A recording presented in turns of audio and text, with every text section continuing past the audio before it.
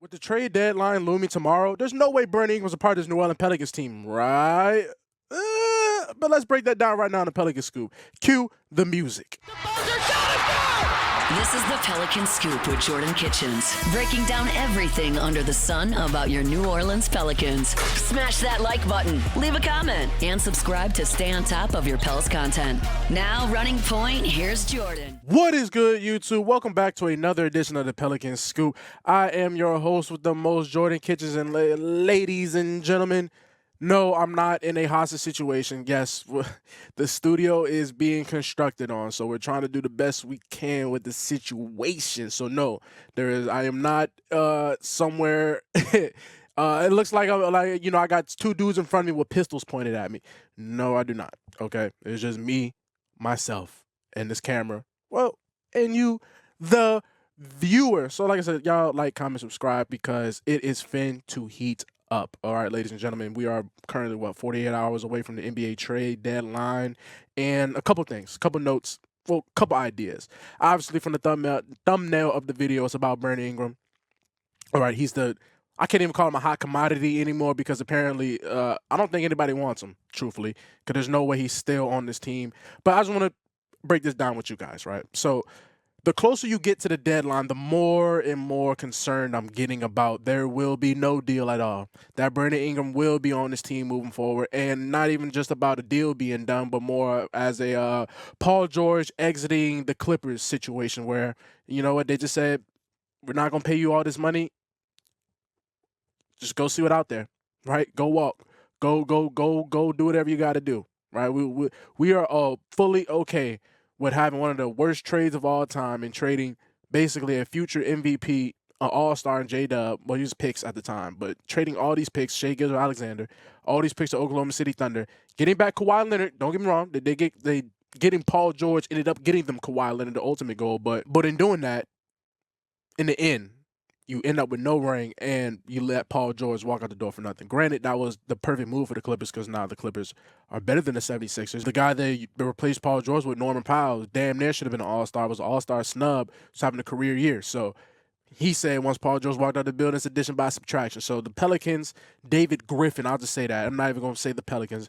They might be looking that dead square in its face, a situation like that where they might not get anything for Brandon Ingram because at this point, what is the market? So the Golden State Warriors, if you see from the thumbnail, I got a couple team jersey swaps up there and whatnot, but the word on the street is, okay, so I am tapped in.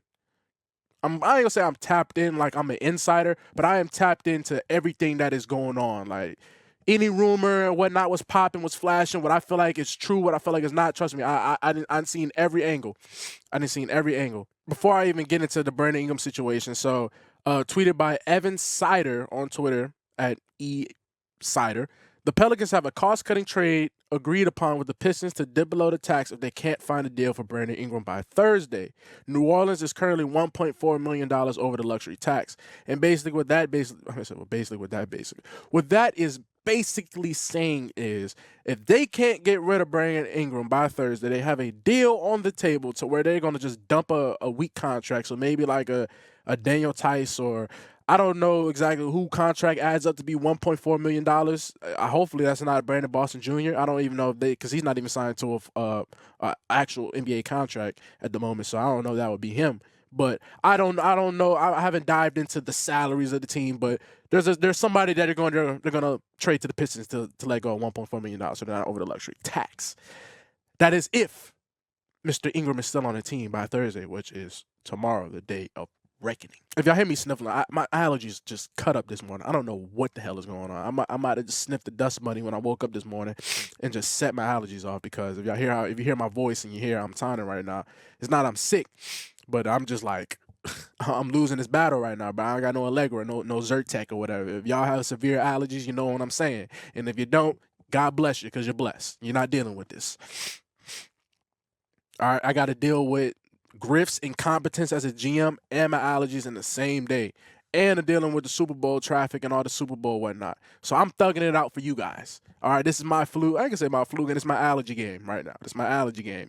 But so a couple teams, especially one desperate team that's on the market that has been showing interest in Brandon Ingram, but they're more using it as like well, if we don't get this guy, then we're going to try and get BI, and that is the Golden State Warriors. Golden State, right? They're in a, like I said, they're pretty desperate at the moment, right? They're even contemplating trying to get Kevin Durant back. That's not a desperation move, but the Warriors, it feels like the Warriors have been rumored with everybody. Jimmy Butler, KD, and Brandon Ingram. So what exactly would that deal look like for a Brandon Ingram with the Warriors? I can't tell you any more about value with players because we just saw Luka Doncic just go for AD, Max Christie in a first-round pick. And not saying AD is still a top 12 player in the NBA. Max Christie could be something, but you got one first-round pick for a guy that was in the league for 6 years, and he's a 5-time All-NBA player. That's more than Stephen Curry. But that's a conversation for another day because this is the Pelicans. So I don't know exactly what Brandon Ingram would go for. In my mind, I'm assuming probably be like Pozinski, him, and maybe Looney. All right, I don't see them giving up Kuminga or Moody. Is there a universe where Draymond's in the deal? I doubt that. So I think at this point, I feel like the closer you get to the deadline, it's more about who blinks first situation, like who agrees first. Because I feel like every team is trying to fleece somebody, lowball this guy. I'm trying to get over, man. You just saw what the Mavericks did.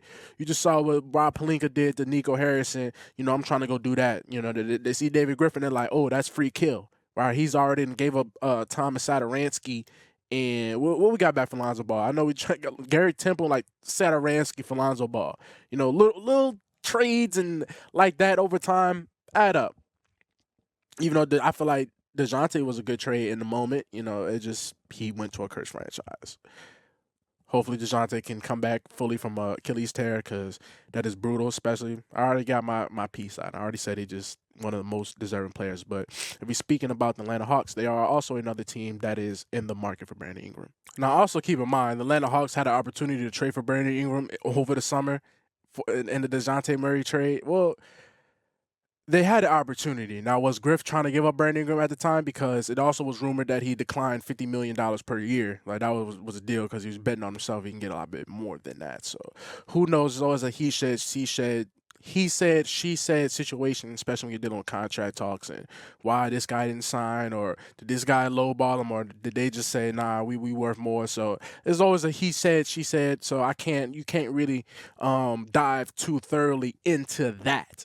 But the Atlanta Hawks are also another team that is, like I said, looking for Brandon Ingram. And because, Jalen Johnson, he's out for the season, unfortunately. But they also have DeAndre Hunter. So the Hawks, it's confusing because why? Why would you make that move? Or the Pistons are another team too. The Pistons, the Hawks. It's been a lot of teams that it's pretty much the same culprits that have been in the mix to get Brandon Ingram that still just have not pulled the trigger on it. Doesn't help that he's been hurt. It doesn't help that at all, especially with an ankle sprain. It doesn't help that he's feeding into the narrative that he's not available. It doesn't help that at all, especially when you're trying to get a deal done, especially when you have a year left in your contract, you're looking to get paid, and you fire your agent, you go to Rich Paul, you with Clutch Sports and all that. So it doesn't really help that he's not playing. But at the same time, it's the same teams, the Hawks, the Warriors, or the Pistons. Who's going to blink first? That's really what it's going to come down to. Who's going to blink first? Because it's not like he has not been on the market for a minute now.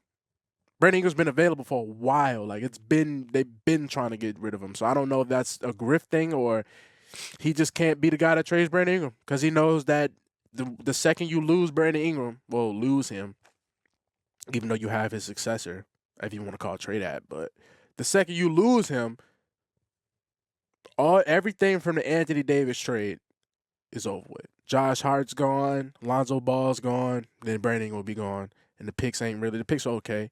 You were trading, you empty the war chest. Let's just leave it at that, Griff. So I think that also has a lot to do with it. That's also why he hasn't fired Willie Green, because he knows, damn, this might be my fourth coach.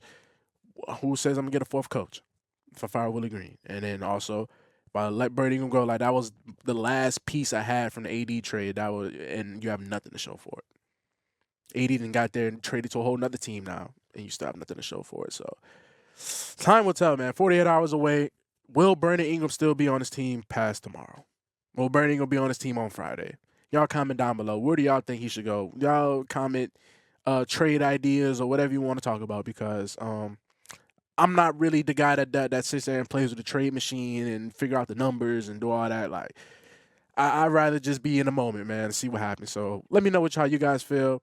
So let me know how you guys feel down below, man. We shall see. So whatever happens, trust me, you guys gonna get a video out of me. So I appreciate you guys for sticking for another edition of the Pelicans Scoop. I've been your host with the most, Jordan Kitchens, and I'm signing out from my hostage situation. Please, please.